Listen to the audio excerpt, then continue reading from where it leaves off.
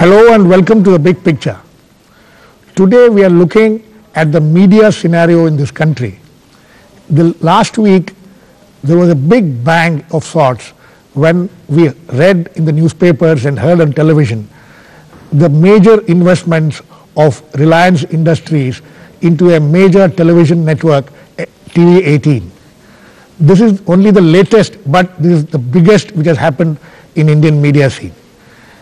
A lot of questions and doubts and concerns have been raised following these investments, and so we are looking today at what corporate investments into the media means. To discuss this, I have an extremely eminent panel with me, Mr. S. Nihal Singh, member of the Editors Guild of India and one of the most senior journalists in this country, Madhu Trehan, director of newslaundry.com, and incidentally, she was the founder, editor of India Today magazine way back in the 1970s.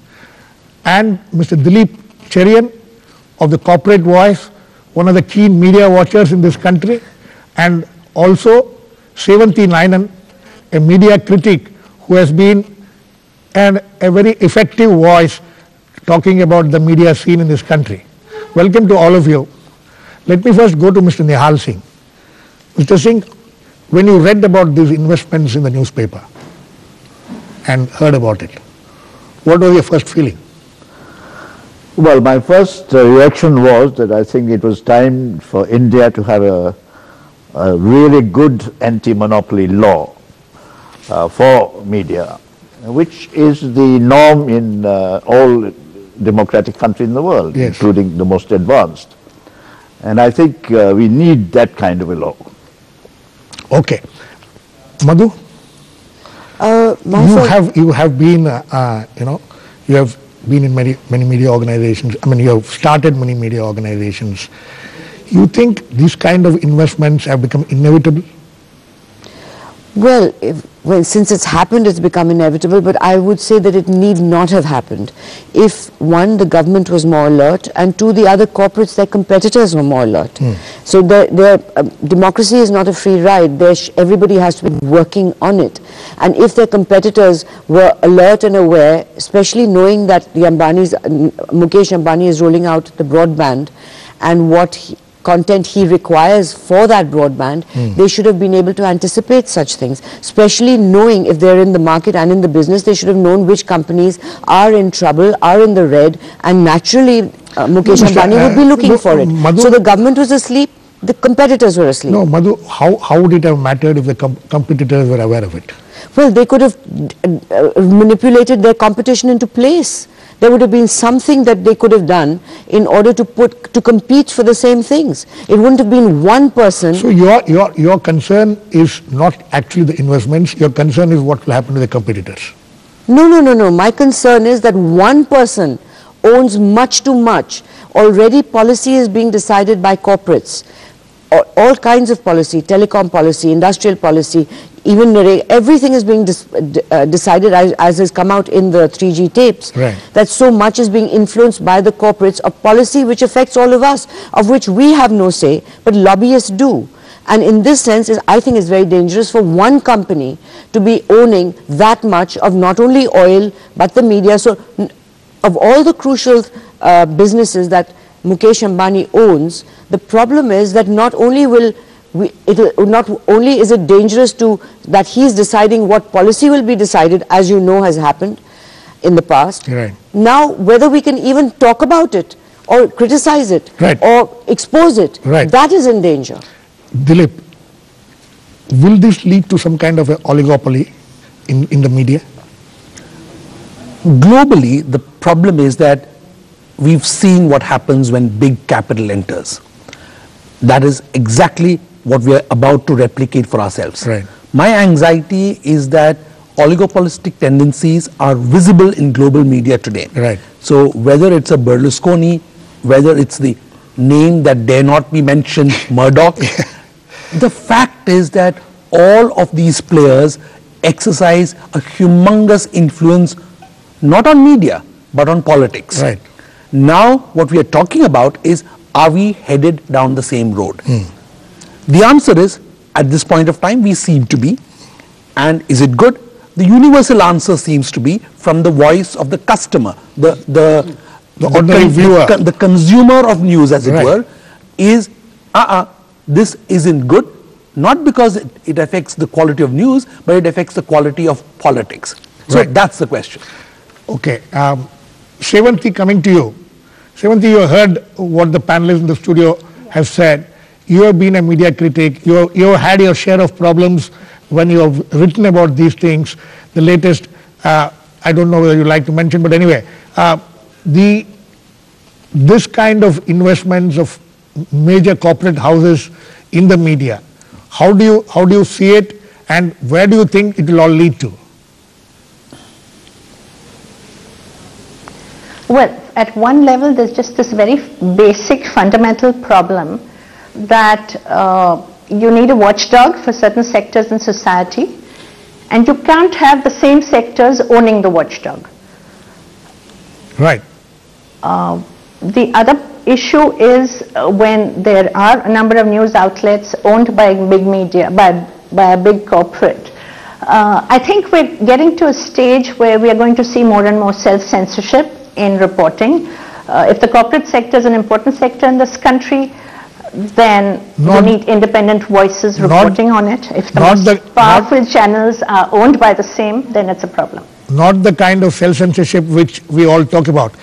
Anyway, Mr. Singh, this is not the ideal self-censorship which we can think of, when these kind of corporates enter and decide and what should go in, what should not go in. We have already had these problems. We have faced these problems in the last several years. But this is not the first time that corporates have taken interest in the media, is it? Well, it's certainly not the first time, but it's a question of concentration and the amount of interest they have in real terms, in financial terms and so on. But I'd like to come to another aspect of it, which is worrying me at the moment, which is that the tragedy in India is that you need an impartial mechanism of some sort to have an overall regulatory framework for the media. Right. And at the moment what is happening is that the Press Council of India is totally dysfunctional because you have despite Justice Karju? Well, precisely because of him. Because you have a new chairman of the Press Council who is baiting the media. He doesn't believe in conversing with the media. He doesn't believe in exchanging views with the media. And the suspicion among Editors Guild, shall I say, is that he has been put there by the government for a specific purpose. Now, if you have that kind of situation, you can imagine how dysfunctional the whole business is. Because what you need is trust, and there is total lack of trust today between Justice Karju, who is considered to be the government's nominee, however you might put it, and the media. Right. Right, Mr. Nihal Singh. There are several issues which we need to discuss. We will discuss the issue of a regulator, media regulator, and also the attempts made by the government to bring in some amount of regulation in the media. We will do that after a short break. Please keep watching. We'll come back very soon.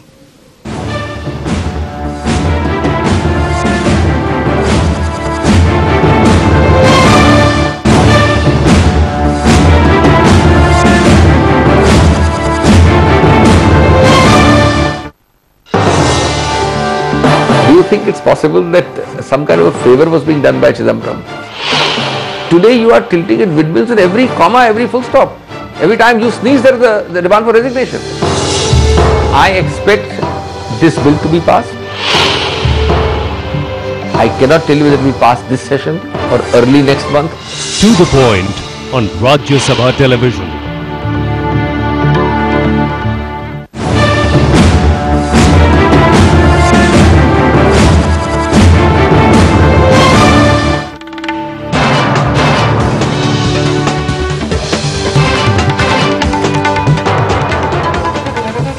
Welcome back. We are discussing the investments of the corporate houses in the media. Madhu, let us just look at this Reliance Investments in itself. You know, they are, it's a very complex web. You know, I don't think ordinary people can understand the finances, how it has worked. I was just going through some articles, you know, it's so complicated. The whole complex web of investments from various sources, we don't know who the companies are. And one of the more important things is that this entire TV18 network is being controlled by them, and TV18 network will in turn control the Enadu network. What does it mean? I think basically you just have to ask the question why. Why? Why is Reliance so interested in the media? It's not just to make money. It's obviously for the influence. And when you look at what Murdoch was doing, what Rupert Murdoch was doing, he was influencing the choice of prime ministers and presidents in 3 continents by his endorsement or lack of endorsement or anti any candidate. That used to influence who got elected in 3 continents. Now we have the richest man in the country owning the largest network, which means the very nature of that relationship and multilingual network. Exactly. So the very nature of that relationship shows that we in journalism are supposed to present facts to people who should be suspending their disbelief. All right, so we are not fiction. It's like watching a Bollywood movie. They must watch us or listen to us or read us knowing that they can trust us and believe us. Right. When it is coming from an area where a certain point of view is cloaked by personal profit, it becomes questionable. Now, there have been claims after this deal was struck and it was announced and all that, there have been claims that the editorial control will still remain. Yeah, I read that, but now, you know, there are very few people like the owners of Outlook who have basically left Vinod Mehta alone, and in spite of them being raided and the usual antics that happen, which every government goes into if you write an anti-story, a negative story, or the same thing happens with corporates that they withhold the ads, and so then there's this push and pull going on. We'll have to wait and see. I really don't believe it. I don't think that, I don't believe that they would do it for not controlling the media. I think that is the purpose. Why else would he be? He's making enough money elsewhere. Why would he be interested otherwise? And one thought he had enough influence in the government already. Well, that's the thing. I mean, what we hear about in the sense that that is what's frightening, that you're influencing policy, you're influencing the way the government decides the economy, and now you're going to influence what people hear about you and the government. Because, for example, when a politician speaks, when a government spokesman particularly speaks, we know we're not going to believe them. We know they're putting out a party line. But when somebody like Rajdeep Sardesai or Sagarika or anyone on TV18 or IBN7 comes on, we presume that we should be believing them. Absolutely. Now there's a big question mark right there. Dilip, it is not just about, you know, one, of course, as Madhu and both Mr. Nihal Singh, it's a matter of trust. Media is all about trust. And you think this trust is going to erode with this kind of entry of corporates into the media? You know, as we've discussed, corporates have entered and exited media for many years. Yes. Secondly, Nehru's famous words, jute press. And absolutely. The jute press, then we've had Pioneer, which is owned by the Thappers. Right. Then we have Outlook, which is owned by the... So the entry... Mr. Nihal Singh has been a victim of it also. The entry and exit of corporates into media is not new or news. Big entry is also not new or news. After all, we had this huge issue during the time of the television thing when Star was being bought and Murdoch was trying to enter.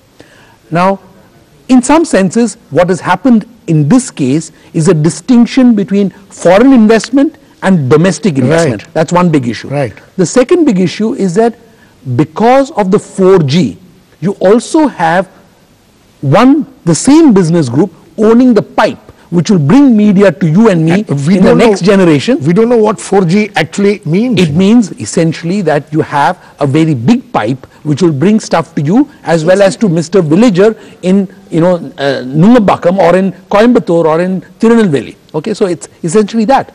Now when you own what goes into the pipe and you own the pipe, there could also be another issue of monopolies which Mr. Nihal Singh wrote. Right. So there are many issues. Should we be worried about it?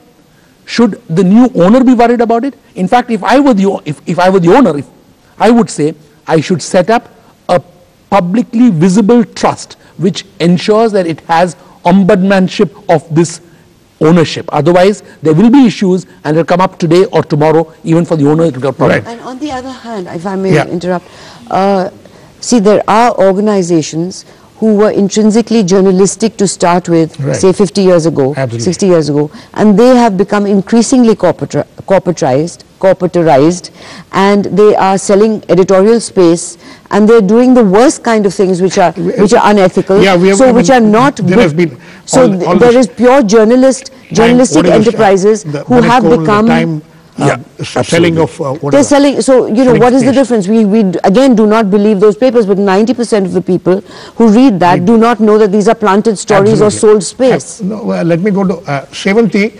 See, all these issues which have been raised now leads us back to this 1990s, mid-90s, late 90s, the effort of the United Front government then to bring about cross-media restrictions, which never happened.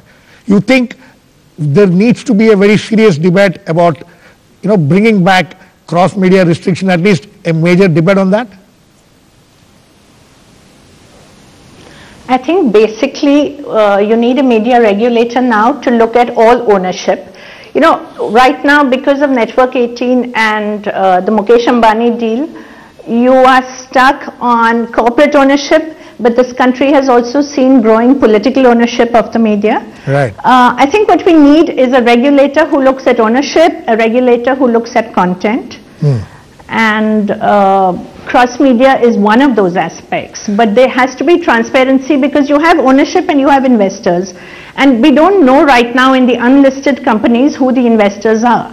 So I think you just have to have some measures for transparency. Sevanthi, that's a major issue which you raised of non-disclosure. Like for instance, we didn't know that, you know, 3 years back, more than 3 years back, the Reliance had invested 2,600 crores of rupees in the ETV through one of its subsidiaries or whatever, the company's investment. It came out only after, you know, former Chief Minister Y.S. Rajshekhar Reddy's wife, Vijayalakshmi, went to the High Court and complained about it, and then we realized that the investment, this 2,600 crores has been invested into ETV, and virtually the Reliance was controlling the ETV. We didn't know that. So let me come to Mr. Snehal Singh, sir. You were talking about regulators. Also the more important thing of disclosure.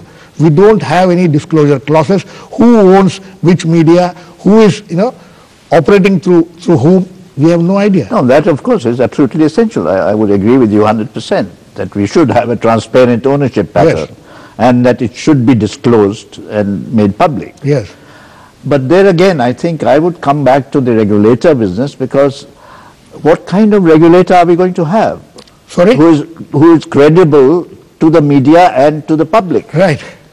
And there, I'm sure we can find some people in this country who can. Well, we can, but we have to make sure. We can find a Lokpal, we can find a honest regulator. Well, we still haven't found a Lokpal. Yes, we can. Yeah. No, I think it's a very serious issue, because you can't have a real regulation which is impartial and within the ambit of a democracy, you know, which is very important, obviously. Otherwise, there's no point. Right. Without having a credible man or institution which rules on these issues. And there are several issues. We have had it's not only trial. monopoly, it is the disclosure, as you said. It's a question of cross-ownership, which again has never been thoroughly debated in India. There was a debate, as you said, in the 90s, but nothing came out of it. Incidentally, I found that in London, the Murdoch papers, they rode roughshod because there was no cross-ownership restrictions. But now it has been brought in. Well, now, of course, they are debating it and so on. But so all these issues are very we will discuss this further, Mr. Snehal Singh will discuss. Please, let's go into a short break now. We'll come back very soon. Please keep watching.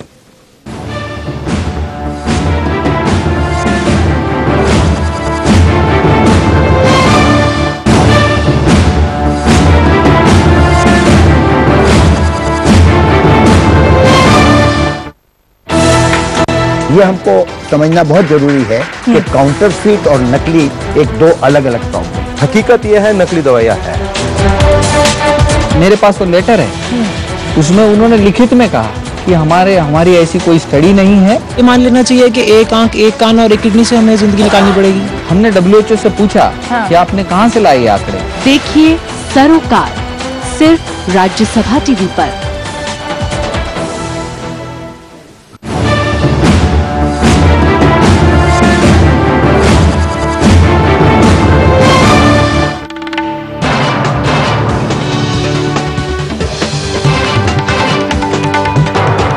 Welcome back. We are discussing corporate investments in media and what it means. Madhu, see, I was mentioning earlier also, others also mentioned, even Sevanti was mentioning, there have been attempts to bring about certain amount of regulation, 1996, 97, 98, cross media ownership, and then came the convergence bill, and then the broadcast bill. Nothing has taken off, It can't, because I don't think regulation is something that can work. Yes, cross media ownership can, and it had been put in place earlier. But I think more than anything else, if we're looking at credibility of journalism, and especially something as large as TV18 and the Nadu thing, it's what we're looking at is very subtle plants of stories, subtle angles, subtly putting things in a certain way so that people think along. In a direction for a particular policy or whatever. That is what is frightening, and regulation cannot control things that are subtly done, which are done in such an unobjectionable way that they're not even noticeable. But that is what is the most objectionable part. So I think what has happened here is, as I said earlier, that the government and the other competitors have been caught sleeping.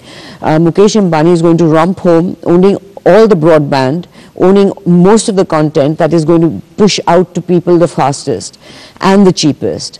And he's done his homework, and he's been successful. I don't know if anyone can now shut the door after it's too late.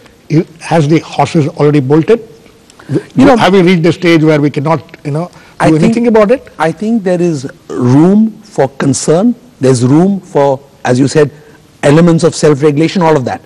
But also, don't forget that as a country, we are not able to legislate for this precisely for a second reason, besides the huge policy influence that the business houses may have.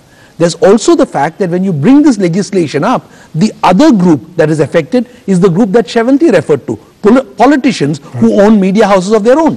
So you are talking about now a coalition of forces which the public is incapable of handling. So I don't think that you'll be able to see even Parliament do the kind of regulation that it should in a kind of open manner, because there are interests on all sides.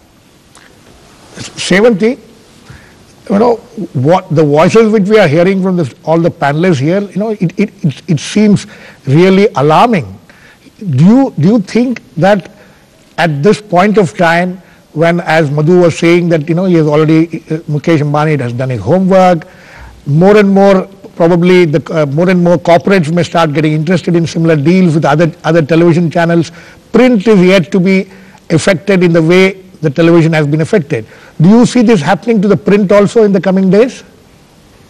It has happened.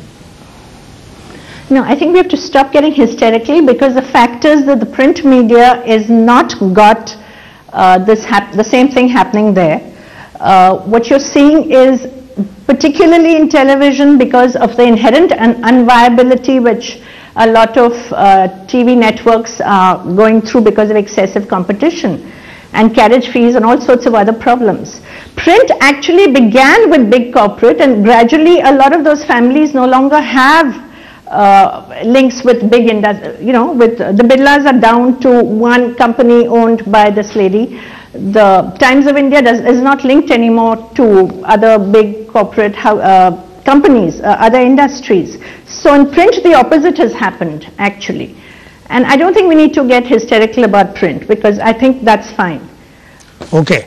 Mr. Nihal Singh. And I just want to say that you don't have to wait for a regulator. You can just have a policy regulation, which to begin with requires every media house to declare on its website who the investors and owners are. As Mr. Dilip Cherian was pointing out, and you yourself were pointing out earlier, there is this conglomeration of interests between the corporates and the political class who are also into owning, the media houses. So how do we get out of this kind of a situation?